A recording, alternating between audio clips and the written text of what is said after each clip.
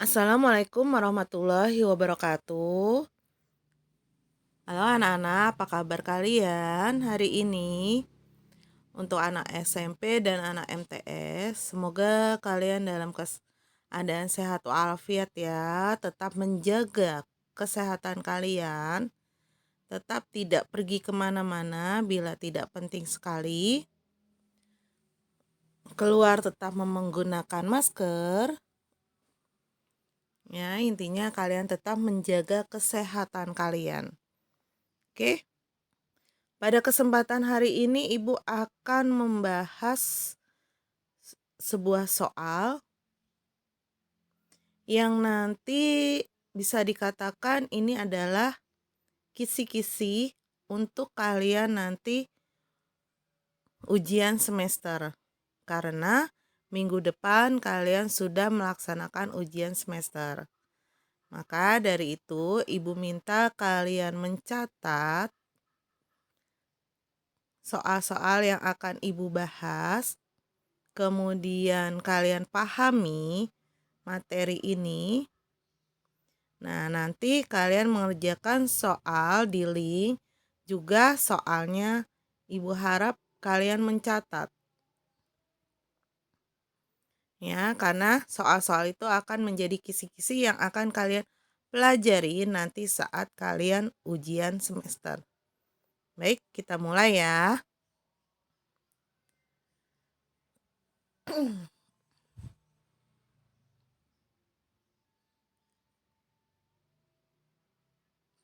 Pembahasan soal.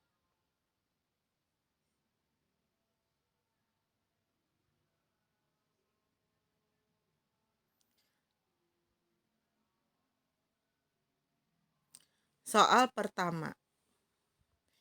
Di sana, segala proses pertukaran uang dan barang terjadi setiap hari. Kalimat pertama. Kalimat kedua, pasar pagi di dekat rumahku memang sangat ramai. Segala macam kebutuhan kita sehari-hari tersedia lengkap.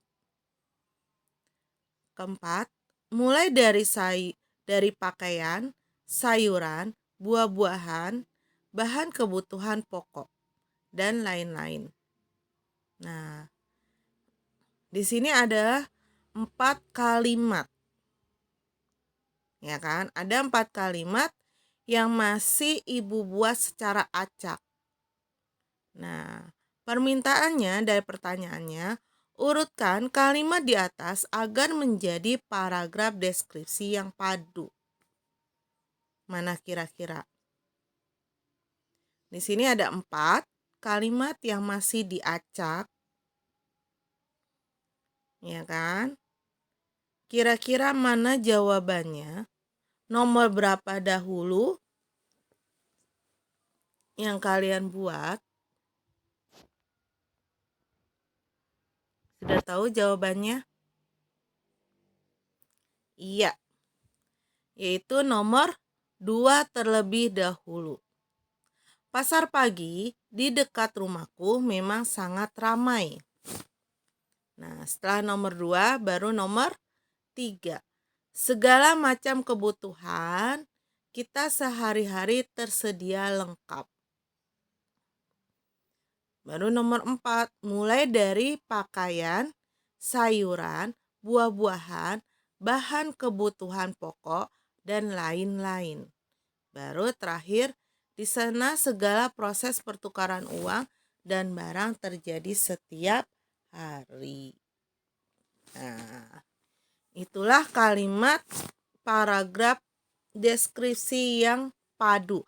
Padu itu apa? Padu di sini adalah secara berurutan, saling berkaitan satu dengan yang lainnya. Jelas ya?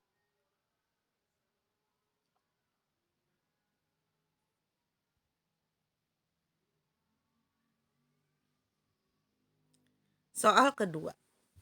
Sebutkan jenis teks deskripsi. Nah, sebutkan jenis teks deskripsi. Ada yang masih ingat? Jenis teks deskripsi itu apa saja? Ada berapa? Ayo, sebutkan jenis teks deskripsi. Ada apa saja? Iya, pertama adalah sugestif. Yang kedua adalah objektif. Yang ketiga adalah spesial. Dan yang keempat adalah explanatory. Iya, masih ingat kan?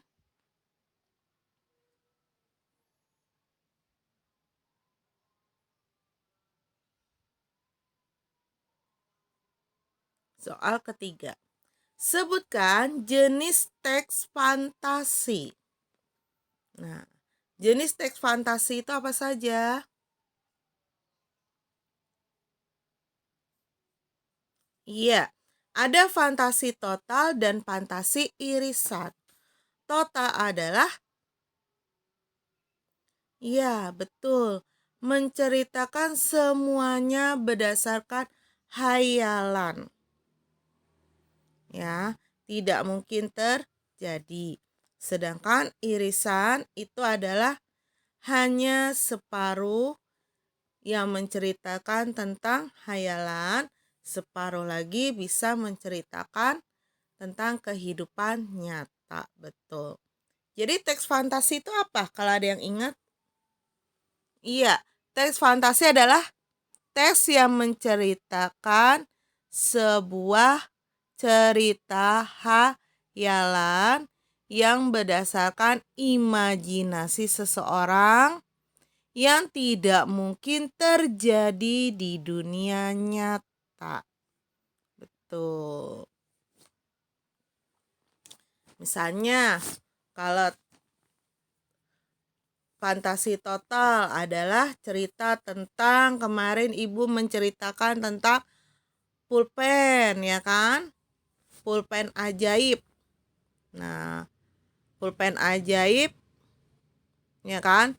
Pulpen gambar atau pulpen tulis. Nah, pulpen itu menggambar sebuah sepeda ternyata menjadi sepeda benaran, ya kan? Sepeda sesungguhnya. Menggambar makanan, ternyata terjadilah setelah gambarnya selesai menjadi makanan yang nyata. Nah, itu kan tidak mungkin terjadi. Nah, kalau irisan adalah kalian menceritakan tentang kehidupan yang masa akan datang atau menceritakan masa lalu. Tetapi sebelumnya kalian bercerita dulu dengan kehidupan kalian nyata. Nah, setelah itu misalnya kalian pergi ke suatu tempat, ternyata tempat itu bukan tempat nyata, misalnya dunia permen, dunia boneka, ya kan, dalam kehidupannya. Nah, itu kan tidak nyata. Nah, itu yang dinamakan fantasi irisan.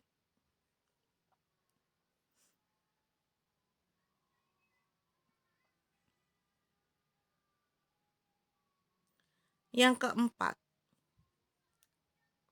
sebutkan struktur teks fantasi. Nah, sebutkan struktur teks fantasi. Ada yang bisa jawab? Oke, apa itu? Ya, betul, ada 3. Apa saja? 3 itu apa saja? Oke, 3 itu adalah orientasi, komplikasi, dan resolusi. Orientasi itu apa? Iya, pendahuluan, cerita pendahuluan. Ya kan? Cerita awal atau pendahuluan, ceritanya menceritakan tentang sesuatu yang dahulu, ya kan, pendahuluan dalam suatu cerita, awal ceritanya. Komplikasi adalah permasalahan, mulainya terwujud permasalahan dalam suatu cerita tersebut. Resolusi adalah sebagai penutup atau sebagai apa? Ya, penyelesaian dari permasalahan yang telah terjadi. Jadi penyelesaian yang telah terjadi di dalam komplikasi itu penyelesaiannya bagaimana? Nah, itu yang disebut resolusinya.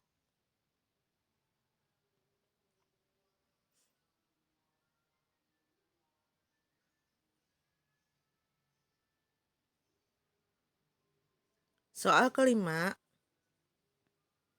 urutan yang tepat dalam prosedur. Teks prosedur itu apa? Iya, teks prosedur adalah teks yang menjelaskan suatu langkah atau menjelaskan suatu yang proses. Ada proses, ada langkah, ya kan? Ada alat, ada bahan. Nah, itu masuk ke dalam teks prosedur. Apa saja yang bisa menjadi teks prosedur? Banyak. Contohnya misalnya kalian dalam resep makanan. Itu bisa masuk dalam teks prosedur. Kemudian kalian belajar naik sepeda. Itu bisa masuk ke dalam teks prosedur. Kalian membuat KTP, ya kan? Bisa masuk ke dalam teks prosedur.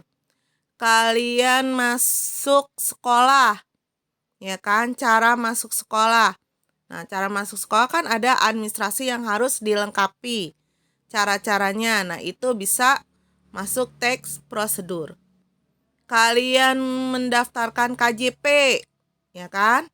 KJP itu bisa masuk ke dalam teks prosedur karena ada langkah, ada cara, ada proses.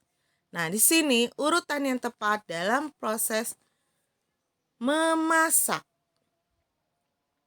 Nah, angkat nasi setelah 30 menit. Masukkan beras yang telah dicuci, ditambah air secukupnya. Tekan tombol on atau tombol power. Pastikan tegangan rice cooker sama dengan tegangan listrik di rumah. Nah, pasang stiker atau colokan rice cooker pada stop kontak.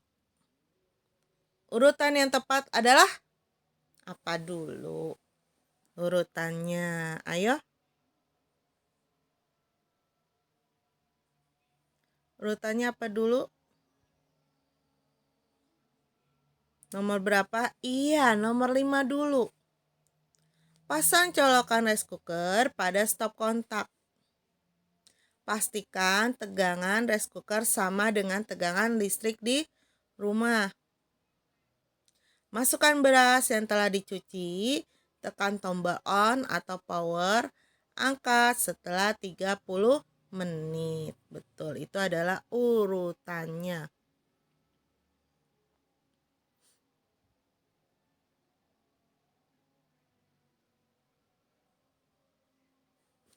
Sekarang mencari kalimat utama. Nah, minggu yang lalu Ibu baru mengajarkan tentang suatu paragraf mencari kalimat utama. Nah, kalimat utama itu berada di mana, anak-anak? Iya, kalimat utama itu berada di kalimat pertama dan kalimat kedua. Kenapa? Karena kalimat utama itu adalah kalimat inti. Inti yang akan dibantu oleh penjelas setelah kalimat berikutnya atau kalimat sebelumnya. Inti dari cerita itu apa?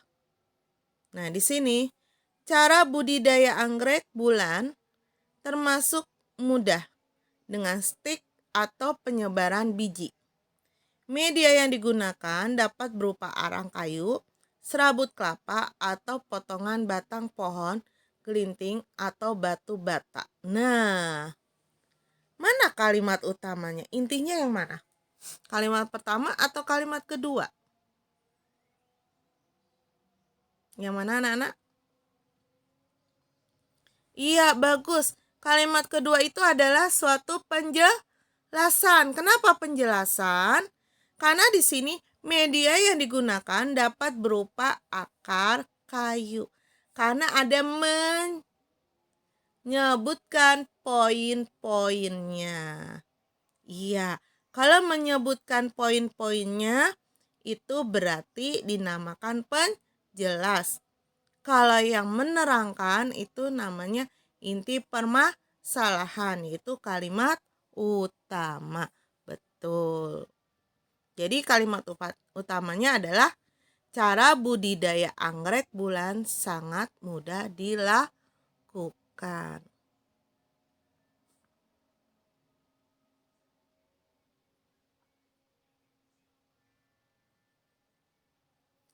Ketujuh, dicari apa ini? Oh, dalam sebuah teks laporan hasil observasi, paragraf tersebut termasuk bagian. Nah, teks observasi. Teks observasi ada apa aja? Strukturnya? Ayo. Oke, kita lihat dulu. Buku catatan elektronik adalah buku yang bentuknya mirip game watch. Buku ini digerakkan oleh tenaga listrik. Buku catatan ini bukanlah lembaran kertas kosong untuk menulis. Buku ini merupakan alat mesin kecil yang berguna untuk mencatat pelajaran sekolah. Nah, termasuk apa? Observasi. Observasi itu ada apa aja? Iya, termasuk apa? Iya, definisi umum.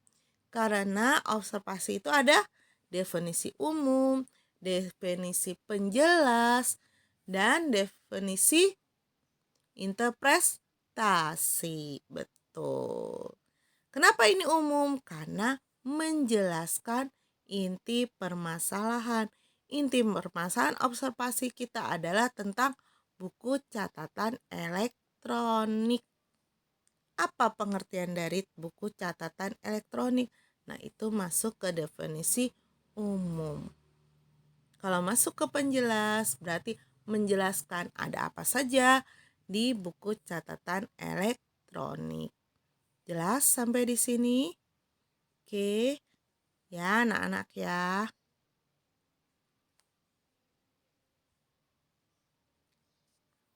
Oke, alhamdulillah materi hari ini Ibu menjelaskan tentang soal-soal yang berada di LKS sudah Ibu bahas sebagian. Semoga kalian memahami pembahasan hari ini. Ibu minta kalian mengerjakan tugas yang sudah Ibu berikan linknya. Mohon kerjakan baik-baik. Jelas ya anak-anak ya. Oke.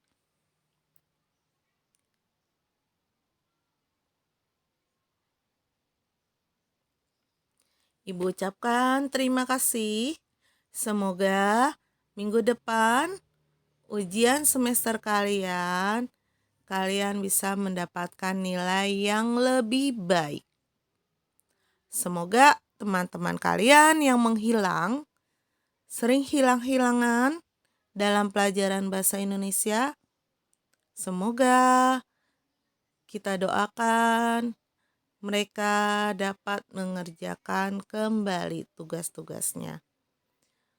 Semoga mereka yang hilang-hilang menjadi anak yang semangat belajar di rumah dan tidak menghilang-hilang seterusnya.